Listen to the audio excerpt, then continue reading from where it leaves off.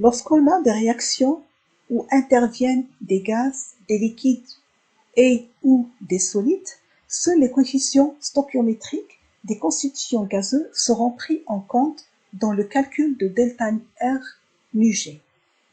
R nu G. Nous allons voir des exemples. Considérons la première réaction où tous les constituants sont gazeux.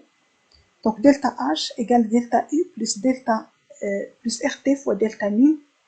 Delta nu c'est égal à nu des produits gazeux, donc 2, moins nu des réactifs gazeux, donc moins 3, moins 1. Donc ça fait moins 2. Donc delta H égale à delta U moins 2 RT. Dans le deuxième exemple, on a un constituant liquide et deux constituants gazeux. Donc, le liquide n'est pas pris en compte puisque c'est une phase condensée, ce n'est pas un gaz. Donc, on aura 0, moins 1,5 et moins 1. Donc, ça fait moins 3,5.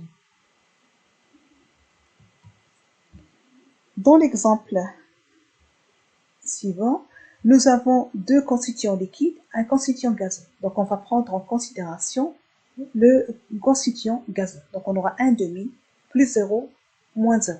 Donc, ça fait 1,5.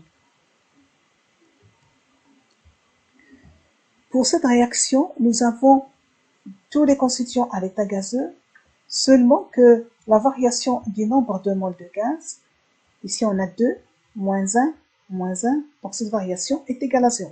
Donc il n'y a pas de variation du nombre de moles de gaz. Donc on a conservation du nombre de moles de gaz. Dans ce cas, delta H de réaction est égal à delta U de réaction. Dans cet exemple, on a un seul constituant gazeux avec des solides. Donc les solides ne seront pas pris en compte. Donc on aura 1 plus 0 moins 0. Donc ça fait 1. Donc delta H égale à delta U plus RT.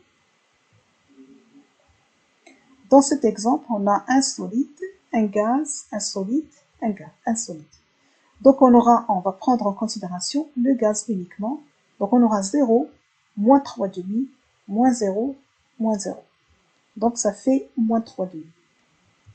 Et dans le dernier exemple, tous les constituants sont à l'état solide. Donc il n'y a pas de gaz, donc delta H égale à delta